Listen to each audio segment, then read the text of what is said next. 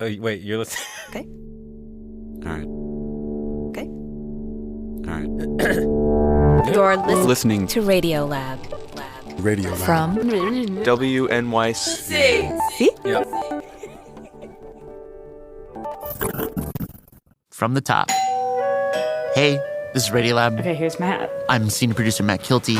Hi. And today, we're starting in Minnesota. It's great to see you too. With freelance journalist Katie Thornton in Katie's home Minneapolis, you're here. in Minneapolis. What a delight. Nice to see you. So last winter, Katie came to New York, was my roommate for a month as she was finishing up season 2 of this project she's created, this show called The Divided Dial. Season 1 was about, you should say it. Well, season 1 is about... This has been the biggest global dry run to prepare the world to receive the mark of the beast. The vast majority at this point of gender confusion is being driven by societal mania. Racial profiling is good for your health.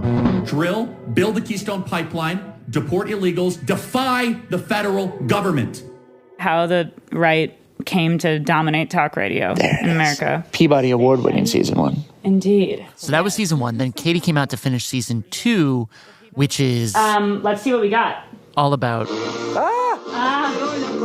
Wait, is this is AM. Okay, so let's go to shortwave now. shortwave radio. We said that we were going to go to shortwave You said 1. So maybe you've heard of shortwave. I kind of knew it as a phrase, as a thing, but didn't know really anything about it or its significance. turning the dial. Turning the dial. So Katie was just going to show me what this is by tuning into a shortwave radio station on this radio she has, Okay, so nothing there. which she tried to do Let's try 7570. Back up we go.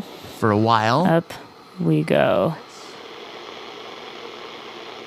a long while, Nothing. 50, we can try 5850. for 20 minutes. 5. Oops. This is what we did. Nothing. Nothing.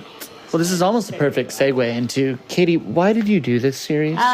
Great question. Should I turn this down so we don't have to worry about it? Just turn it, you can turn it off. Great. Boom.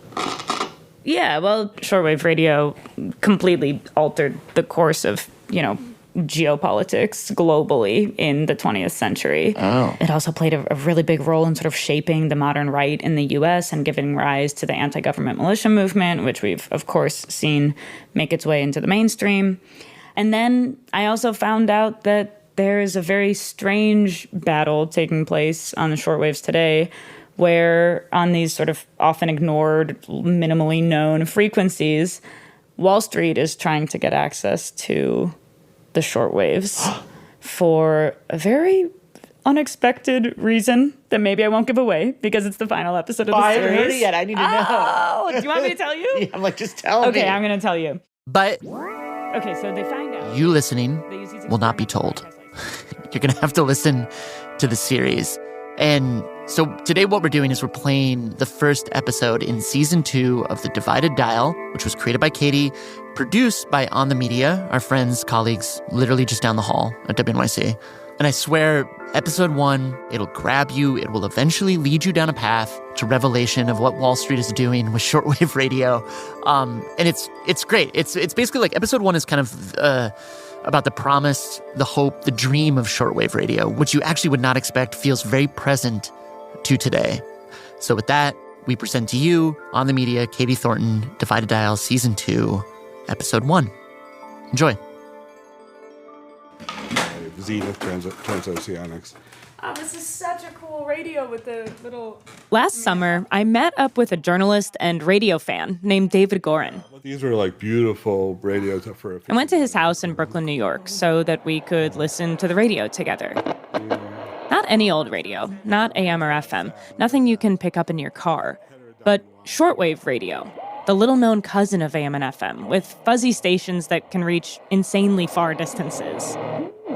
David's been listening to shortwave since he was a kid in the 70s, when his uncle gave him a radio. And I turned it on, and it's like the radio leapt out of my hand with the North American service of Radio Moscow. Suddenly, the world was all within reach, available to him right there in this box. It In the 7th grade, I became the expert on the next 5-year plan in the Soviet Union, the economic plan. Today, he's part of the Library of Congress's Radio Preservation Task Force. And together, on a sweaty Thursday afternoon last July, Quick and dirty. We sat down to hear what we could find on the shortwave dial today. Just like when David was a kid, we heard lots of government-run stations, like Radio Marti. The U.S. broadcasting news and information to Cuba. Voice of Islamic Republic of Iran. China Radio International, broadcasting in Spanish. Let's see, anything else strong? The Voice of Italy, broadcast in Italian. On other days, David has picked up English language shows from North Korea. And they have very strident, military stuff. And news from Cuba. This is Radio Rebelde, Radio Rebel. And it goes back to the revolution. On the shortwaves, the global tussle for influence plays out 24/7. But we didn't just hear news and propaganda. Well, let's just go up the dance. Let's tell me here's some Morse code. There were beeps and bloops. Here we go. Coded messages sent between amateur radio operators or between government officials who used the shortwaves to send military data or secret instructions. Let's see what else we have. And some of what we heard just sounded like normal radio, with lots of music and preaching. Strong in the Lord and the power of his might against the wiles of the devil. It was hidden just to hide the meaning and the power of the divine name that is inherent in the name of Yah. Yes. That's an end times ministry that also preaches that the earth is flat. Which is very interesting because shortwave radio wouldn't propagate in a flat earth, but details. In just about an hour of surfing the shortwaves, we heard prayer and propaganda, news and conspiracy theories, so many languages, and some really decent jams from all over the globe. I felt like I had been welcomed into a club that was somehow secret and yet right there for anyone to join. And I know it's cliche, but there was something magical about tuning into the world, training my ear to listen through the crackle, hearing the distance. As it turns out, this practice of scanning the dial, finding out what you can hear and from how far away, is a century-old art. It was popular among radio's early adopters. These early distance fiends, as they were known, uncovered something very strange about how radio waves traveled through space. And what broadcasters did with that information completely altered the trajectory of the 20th century.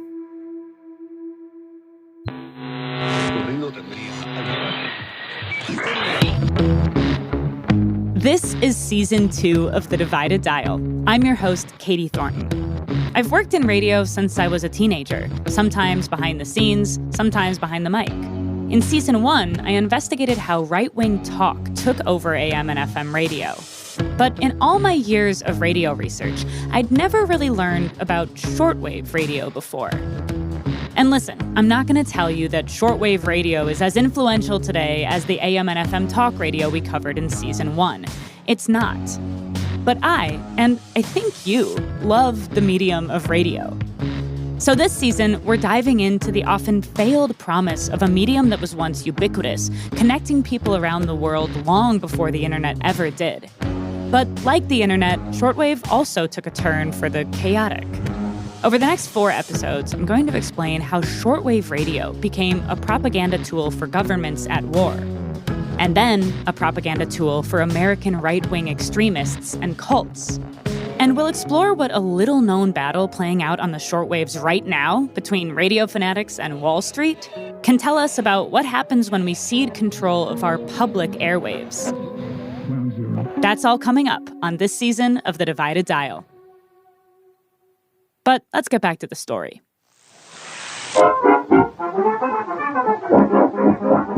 Radio broadcasting, as in from one to many, it didn't start on shortwave. It started on AM, taking off around 1920.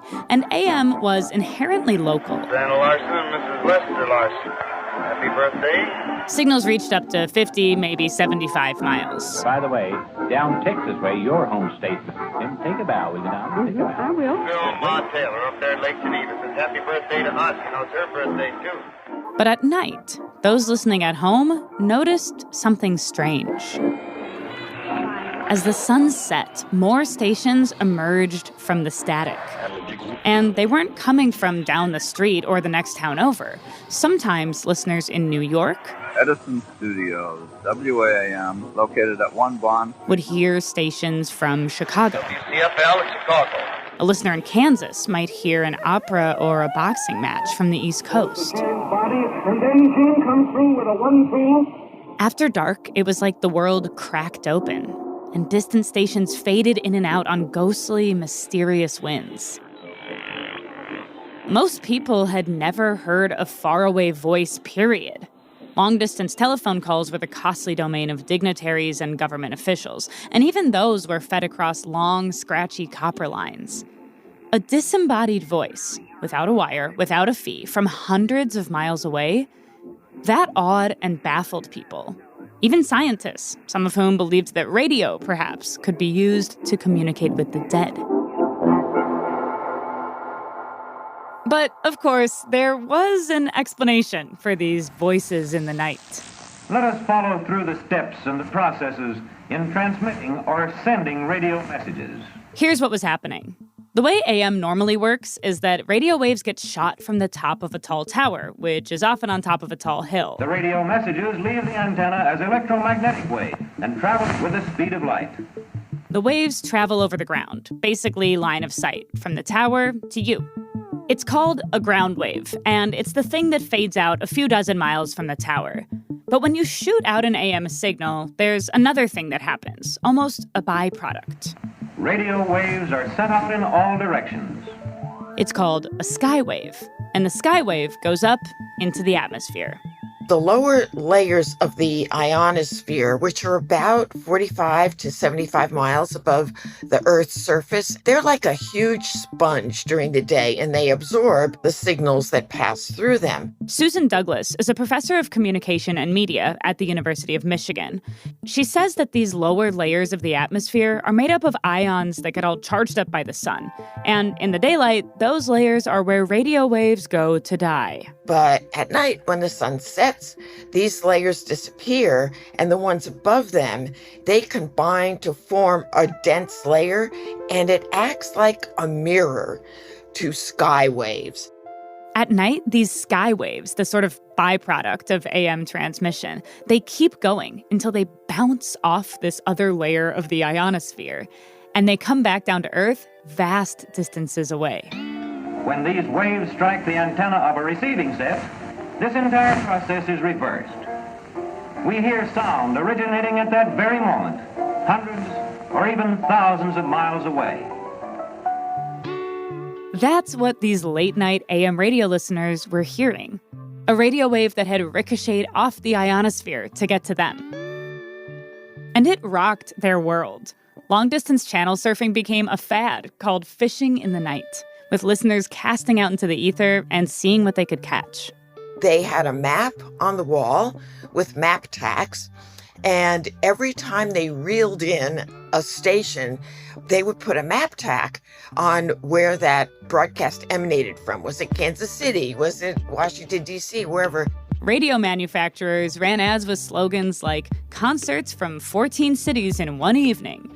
In newspaper editorials, distressed housewives and sometimes husbands lamented that their significant other was spending every evening out in their radio shack. But while AM broadcast listeners burned the midnight oil to marvel at all the faraway stations, there was one group of people who weren't so surprised by radio's ability to go long. They were the amateur radio operators, what you might know as ham radio. Basically, guys who weren't broadcasting, but were tinkering with radio equipment just to chat, one-to-one, like long-distance walkie-talkies.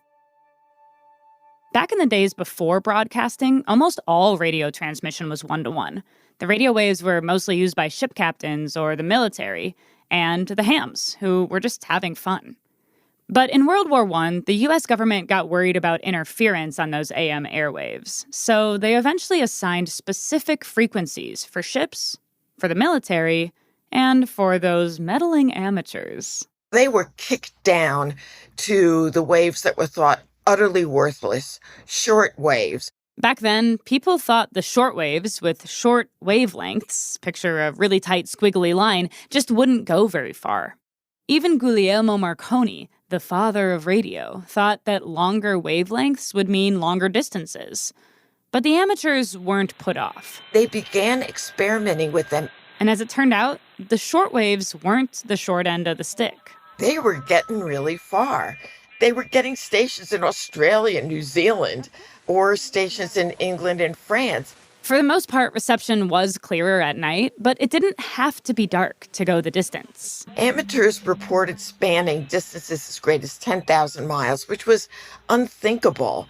Australia and New Zealand were described in the fall of 1923 as a bedlam of Yankee signals. The amateurs proved something huge. Shortwave could do round the clock what AM could only do at night. It could use the ionosphere as a springboard. And this changed the game for AM broadcasters who wanted their station to reach more people. In 1923, Pittsburgh's KDKA, the country's first commercial radio station, they got their station on shortwave and reached as far as South Africa. New shortwave stations started up in Switzerland and Japan and Venezuela. And with the scars of World War I still fresh, this burgeoning international medium was a source of hope. There was a lot of utopian discourse around radio that, having allowed people to communicate across all these borders, would there be no more wars? Michelle Hilms is a retired professor of media studies who has written a lot about radio. It would, solve all kinds of problems. Just a huge enthusiasm over the possibilities of shortwave as a medium. Entire magazines were devoted to helping people discover new shows on international radio. Listeners would write to far-flung stations, and the stations would reply with these beautifully decorated cards branded with the station name, and maybe some imagery that evoked the national culture of wherever they were broadcasting from. They're called QSL cards. It's international code for I confirm receipt of your transmission. Shortwave listeners around the world amassed collections of these ornate cards, tangible evidence of their part in an ethereal global community. By the late 1930s, almost all home radio sets had AM and shortwave settings. But the peacenik aspirations for shortwave didn't last. It was the first time that human beings had it in their power to be heard around the world, and a lot of governments figured out that this could be a really powerful tool for the common good, but also, of course, for the waging of wars. Lots of the world's governments had taken to the shortwaves by the 1930s, but no nation used them quite like Germany. This is Germany calling. We are going to present tonight a radio play entitled Visions of Invasion. Ziesen, Germany's state-run shortwave service, had spent years building a large following in America and around the world, playing things like orchestral music. But in time, they started pushing out Nazi propaganda, tailored for specific countries in 12 different languages. And with its own festering Nazi movement, the U.S. was a key target. You had people like Axis Sally. This is Berlin calling. And I'd just like to say that when Berlin calls, it pays to listen. She was an American living in Berlin. She became the first American woman to be convicted of treason after the war, but she was broadcasting into the United States on shortwave. The women of America waiting for the one you love, thinking of the husband who is being sacrificed by Franklin D. Roosevelt. You might have heard of a person called Lord Haw Haw. The great exodus from Britain is well underway. He was a British man named William Joyce who was working in Germany, broadcasting on their shortwave service. The rich and affluent are removing themselves and their valuables as fast as they can. There was also a big band called Charlie and His Orchestra, run by the German Ministry of Propaganda. They'd take popular big band and swing songs and add or change lyrics to berate Roosevelt or denigrate Jewish people. For the Jewish family has a brand new heir their joy heaven sent, and they proudly present Mr. Franklin D. Roosevelt Jones. Yes, sir. They were trying to persuade Americans that that the Germans had the right side in the war and that it was crazy for them to fight. Non-intervention, how he shows it, his decision to send troops along. The U.S. government had banned all editorializing on domestic radio stations during the war, making it illegal for Americans to promote the Nazi cause on the AM airwaves. But the feds didn't have any control over shortwave broadcasts beaming in from Germany. So the content was still there for the many Americans who wanted to listen. Journalists at CBS and NBC launched counteroffensives. The networks had what were called shortwave listening posts in New York. Susan Douglas again. And they had people who were fluent in foreign languages monitoring international shortwave broadcasts. And then they turned their findings into entertainment, like the hit CBS radio series hosted by a popular detective novelist named Rex Stout. It was called Our Secret Weapon. The truth is a weapon that isn't secret in our country, but it's a big secret to the people who live in Germany, Japan, and Italy. Our enemies don't have this weapon. They don't dare let their people know the truth. Every week, radio sleuth Stout debunked enemy shortwave propaganda. First a broadcast of the official German news agency on August 2nd. The meeting between Churchill and Stalin was very excited and hysterical. It assumed a dramatic... On August 8th, beamed at England. This morning, Churchill shook hands with Stalin at the Kremlin. As we now know, Churchill actually arrived in Moscow on August 12th. You can't beat that for a scoop. The rest of the Allies were also busy fighting Germany's shortwave radio propaganda. It was during World War II that the BBC ramped up what would come to be known as the World Service on shortwave. This is London calling in the overseas service of the British Broadcasting Corporation. They broadcast news to the world with just a bit of pro-Ally spin. The Danes have already had a taste of what German protection means. A better word for it would be plunder, for the Germans are seizing goods and property at will. And in early 1942, the U.S. followed suit. The federal government debuted its shortwave radio service, The Voice of America, with an in-language broadcast to Germany. This is a voice speaking from America. Our voices are coming to you from New York, across the Atlantic Ocean to London.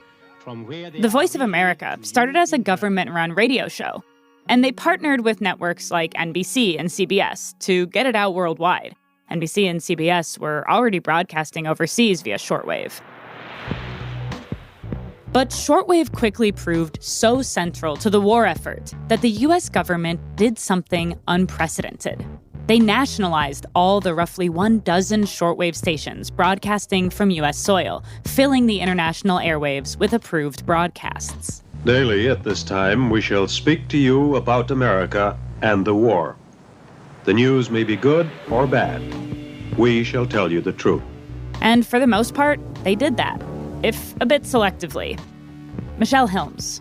They were walking a fine line between willful propaganda and sort of putting a good spin on things. As the U.S. sent more troops into battle, it used shortwave to boost morale. They began to transmit entertainment programming via shortwave to the troops. Susan Douglas again. And this was so important during holidays like Christmas and New Year's, when there you are, freezing and alone and scared. They had programs that would allow troops to speak to people back at home, oh, here's mailbag, and we have letters from soldiers, and they would read them aloud. Dear Mother, tonight I'm very lonely. I've never written that before, and maybe it's a shock to you. And then again, maybe you've read between the lines and have known it all along. There was a very popular program called G.I. Jive with Jill. Here's Jill and the G.I. Jive. Hi, you fellas. This is G.I. Jill with G.I. Jive. You know, the World Series. The 1942 World Series broadcast. You gotta have the World Series. The Yankees are out in front 5-0. The Voice of America was very highly respected, and many people think that it, did a great deal to help us win the war. By the end of the Second World War, the Voice of America blanketed much of the world. It ran in about 40 languages. But they were about to get lots of company on the airwaves. Because in the Cold War, the shortwaves exploded. That's coming up after the break. Okay, the rest of On the Media is episode 1 of The Divided Dial, season 2, when we come back.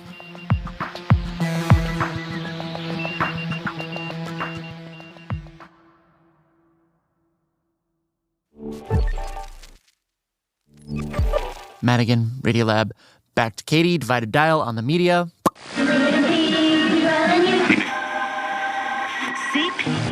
This is On the Media. I'm Katie Thornton, host of OTM's Divided Dial series. We're right in the middle of episode 1 of our second season. Before the break, we heard about how groups like the VOA dominated the shortwaves at the end of World War II. But during the Cold War, shortwave would become so much more. Radio speaking. This is Tehran, Radio Iran. The Australian Forces Radio. You are tuned to the North American service of Radio Moscow. The VOA, the BBC, the Soviet Union, China, Egypt, Iran, Argentina, and so many others were on shortwave, broadcasting their national identity to the world in stories and song. They were joined by newly decolonized nations like Libya and Ghana, whose leaders saw the shortwaves as a way to promote their independence and to fuel an international anti-colonial movement. But the global superpowers, the US and the Soviet Union, were two of the most dominant voices on shortwave. And shortwave became one of the most ferocious battlegrounds of the Cold War. At bat for the Soviet Union was Radio Moscow. Founded in 1929, the USSR's government-run network broadcast in over 70 languages. With news, propaganda, and human interest stories, it offered a Soviet alternative to the BBC and the VOA. America hit a new high in crime, and according to FBI reports to the president, nearly half of the criminals were young people. The causes of this menacing situation are well known. The pornographic pictures distributed among adolescents and the exhibitions of abstract paintings and statues that say nothing to either the heart or the mind. The BBC and the VOA were expanding too, sending more and more coverage over the Iron Curtain. But the United States government wanted to reach people in Eastern Europe with messages that weren't so obviously propaganda as the literal voice of America. So they lied. Radio Free Europe gets through with the truth every day. Debuting in 1950, Radio Free Europe was a flame-throwing anti-communist shortwave network. Into the closed communist countries of Poland, Czechoslovakia, and Hungary, Bulgaria and Romania go the facts the people are not allowed to hear. The truth. The truth that helps them hold on to the will and the drive. It was portrayed as grassroots, run by emigres and exiles, and it did employ those folks. But secretly, it was funded by the CIA, which was busy meddling in global politics and supporting pro-capitalist coups during these Cold War years. Volá hlas svobodného Československa, Rádio Svobodná Evropa. Staff at Radio Free Europe launched weather balloons into the Eastern Bloc and airdropped over 300 million leaflets, instructing listeners on how to tune in. Radio Free Europe calling Czechoslovakia. The Soviet Union did not like any of this. They spent tons of money trying to drown out Western broadcasts. They'd flood the shortwaves with ear-splitting noises that listeners recalled sounding like a buzzsaw or a machine gun. Sometimes the battle went beyond the airwaves, like when a Czechoslovakian double agent poisoned the salt shakers at Radio Free Europe's Munich office. That plot was foiled before any of the 1,200-plus employees sat down for lunch. Years later, a Radio Free Europe journalist died after allegedly being stabbed with a poison-tipped umbrella. But these U.S.-run shortwave stations weren't just beaming out journalism. Willis Conover speaking. This is the Voice of America Jazz Hour. The music of jazz parallels the freedom that we have in America, something that not every country has. In the 1950s and 60s, music, especially jazz, was a key component in the U.S. government's shortwave campaign. This is the voice of America. the federal government ran a jazz ambassador program that sent musicians like Louis Armstrong and Duke Ellington on tours around the world. They focused on countries that the Soviet Union was also hoping to win over. All the while, though, many of these very same musicians faced racism and segregation at home. And on the shortwaves, Radio Moscow and others were ready to exploit this contradiction. The revolutionary people of Cuba sympathized with all people who struggled for social justice. In the early 1960s, Cuba's government-run service, Radio Havana, regularly beamed this show, Radio Free Dixie, up to the United States. It is in this spirit that we proudly allocated the following hour in an act of solidarity, peace, and friendship with our oppressed North American brothers. Radio Free Dixie invites you to listen to the free voice of the South. Radio Free Dixie was hosted by U.S. Black Power activist Robert F. Williams. He was on the lam in Cuba, fleeing drummed-up charges that were later dropped. And he broadcast a perspective that couldn't be found in the mainstream U.S. media. One Negro goes to the White House as a member of the president's cabinet, while another is gunned down like a wild dog for using a white folks' toilet. It should be more than clear to us that if we are ever going to be free, we must liberate ourselves. Outlets like Radio Moscow and Radio Havana won followers around the world with their mix of propaganda and just factual reporting on civil rights abuses in the U.S. Governments saw winning people over on shortwave as a key path to winning the Cold War. So even after the CIA's secretive role at Radio Free Europe was revealed in the early 70s, not much changed. In fact, Congress increased its budget, and they kept pumping out news and tunes. Increasingly, they played the defiant and oh-so-American sound of rock music, which was heavily censored in the USSR and Eastern Bloc. On the U.S.'s government-run, taxpayer-funded shortwave stations, they broadcast groups like Metallica and Motley Crue to listeners around the world.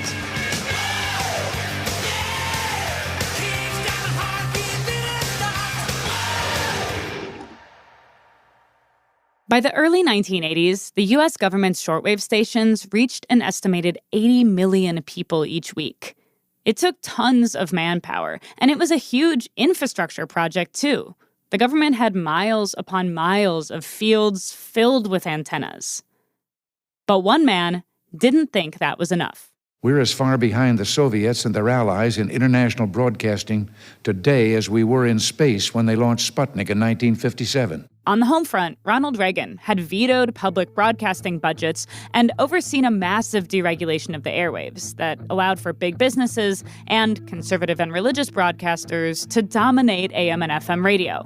You know, season 1 of The Divided Dial. But on international radio, on shortwave, the great deregulator had no qualms about spending taxpayer dollars. He poured public money into the VOA and Radio Free Europe. I'm pleased to call on Director Wick and Minister Filali to sign this agreement, an important step towards strengthening the signal of the voice of America. Reagan's administrators wrung their hands over what to do about rock music. Lots of them didn't believe it represented the best of Western culture. But after long internal debates, they decided to keep the rebellious racket going on the shortwaves.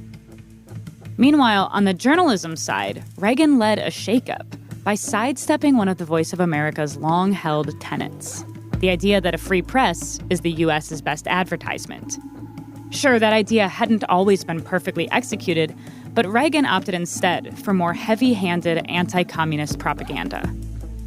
Reagan's VOA ran explicit editorials on behalf of the administration. Many longtime leaders resigned, replaced by more amenable colleagues, including Richard W. Carlson, father of right-wing bloviator Tucker Carlson.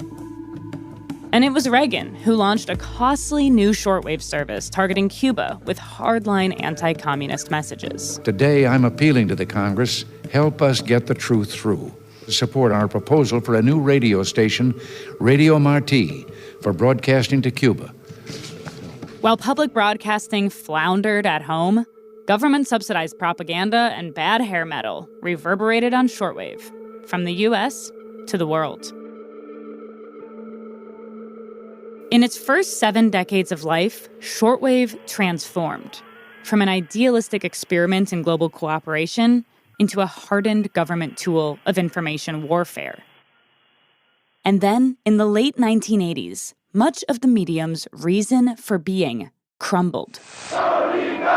In Eastern Europe, which the Soviets had held by force since World War II, Mikhail Gorbachev said that Moscow would no longer interfere.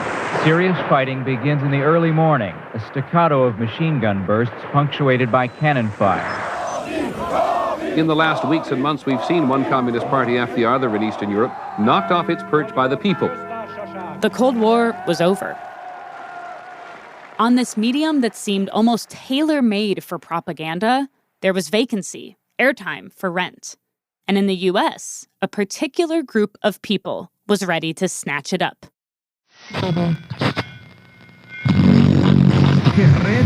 You must form your militia unit. Pay no heed to the federal government, which is a counterfeit enemy foreign government. Are you a white woman such as myself who is sick of being harassed and tormented? Call Aryan Nations for a whiter, brighter America. We don't want to have to kill you. We hope to not have to kill you, but we can kill you, and if need be, we will kill you. Well, what are a few lives in the grand scheme of liberty? I'm sure you are now seeing the reports of some things that are regularly said over the airwaves in America today. These stations and the programs grew, and they took over. They dominated. What is associated in the public's mind with shortwave? It's no longer the BBC World Service. Now it's the guys who helped Timothy McVeigh bomb a federal building. Next time on The Divided Dial, it's the shortwave story you've never heard. The private citizens who took over a fringe medium with a fringe message and used it to build a movement that fundamentally changed mainstream U.S. politics.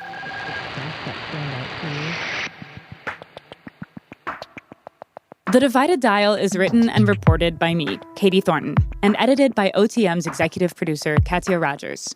Music and sound design is by Jared Paul. Jennifer Munson is our technical director. Fact-checking by Graham Haisha. This series was made possible with support from the Fund for Investigative Journalism. Okay, that's it. Episode 1, Season 2 of On the Media's Divided Dial. You can listen to the rest of this series wherever you get podcasts. Just find On the Media. You'll see in the episodes list Season 2 of The Divided Dial. Or you can go to onthemedia.org. Up near the top, there's a little tab for The Divided Dial. You can listen there. It's great. The next episodes get into conspiracies, militias, cults, very much mirroring what you see on the internet today. And then, of course, the Wall Street thing. You'll hear about the Wall Street thing. So, yeah, go listen.